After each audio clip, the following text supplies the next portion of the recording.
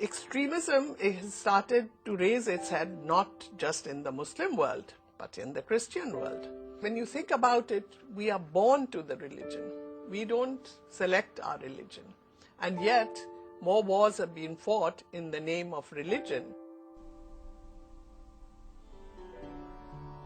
I am Nafis Sadik. I'm a physician from Pakistan. I'm a Muslim, and as you can see, I'm also a woman. I've been in the international field for at least, I would say, 45 years, working in the field of women's health, their rights, and the whole area of development. I believe strongly in equality in the world. I believe in the equality of women and men. I believe in the rights of women and men, that everyone should have all their rights and no less.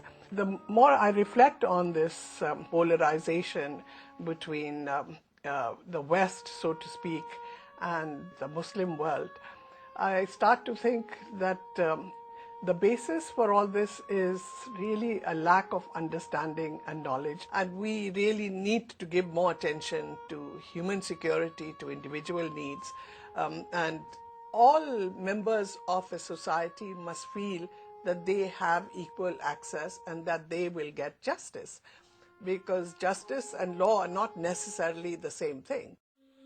There is a whole chapter in the Quran on women and their rights.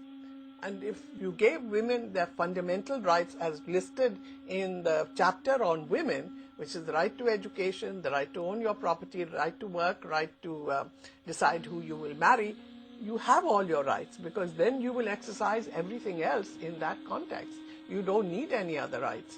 But that's not very well known, and I was just fortunate that I had a father and a mother who believed in educating their daughters as well as their sons. But unless you have that education, you can't be economically independent, you can't participate in this whole globalized world.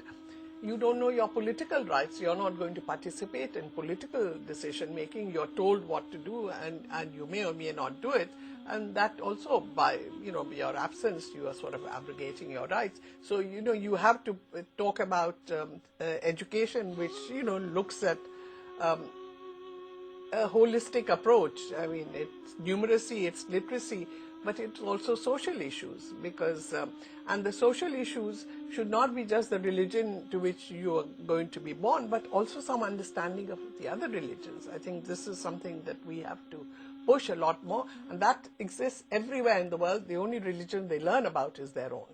So education has to be a key issue. I feel that this is my vocation, to enable every girl in the world to have the opportunities that I have had, and does not need to have a father or mother to allow that opportunity. Promoting these rights of equality and human rights, and the fact that there's such a polarization in the world of what these issues actually mean. Is this a Western agenda being imposed on the rest of the world? And I want to work here to show that the agenda we have is a common agenda. In the Muslim world, there are a lot of voices which are calling for more tolerance and more dialogue, but also saying that don't marginalize us and don't make everyone feel that because they are Muslim they should be somehow embarrassed or ashamed of themselves.